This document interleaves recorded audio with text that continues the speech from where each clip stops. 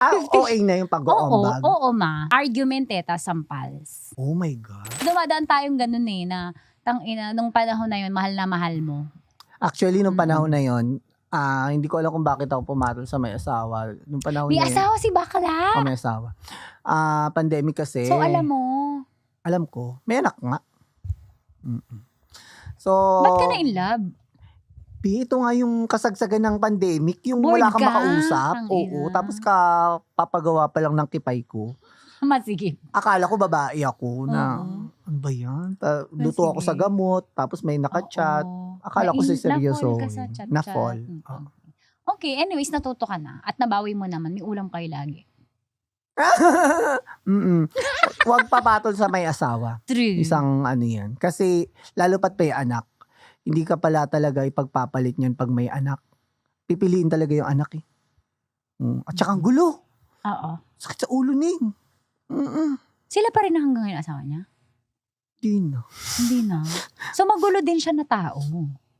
May something din. May something din siya. Something din Pare-para sa- tayo may something. May regalo Sabihin ako mo. sa'yo. Ha? Sabihin mo yung sa asawa mo. Oh, may something tayong dalawa. Mas malala yung something niya eh. Ay talaga?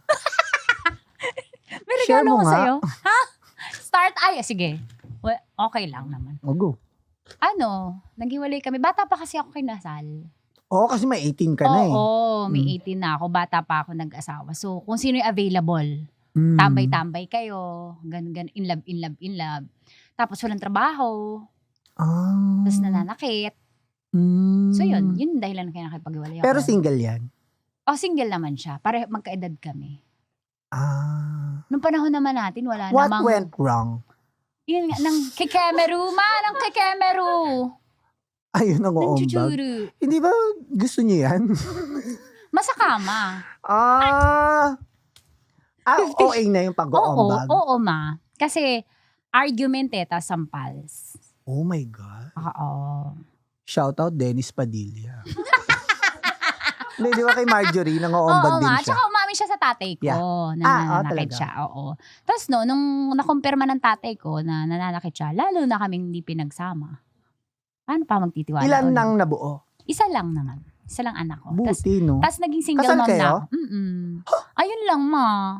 Alam mo naman yung mga magulang ng millennials, pag nag-keme na kayo, kakasal na kayo. Nagbembang na Ano kayo. ang usapan? Sa Ano bata? ngayon, ma? Ano ka? Meron na Nangingi ka? sila. Meron na siyang sariling asawa ulit. Mm, Tas may anak na sila. Hindi ka na naghihinging sa Nagsusustento naman. Okay, good. Nagsusustento. Co-parenting. Co-parenting ang tawag. Wow. Ganon. At Mga least. modern day parents. Ganon. Yun lang, mahirap kasi ako, hindi kami annulled. Pero okay na yan. Para hindi rin siya magpakasal. Charot! Sarap manood ng radyo, no? Ginawa mo na talagang bisyo ang panonood sa amin, no? Umabot ka na rito eh. Huy! Kaya kung gusto mong tuloy-tuloy pa ang tawanan, Iyakan at kiligan, aba, i-like mo na ang video na ito. At mag-comment ka na rin sa Bisyo Hit mo na rin ang notification bell. para updated ka sa mga kaganapan namin dito sa Love Radio. kailangan pa bang i-memorize yan? Basic.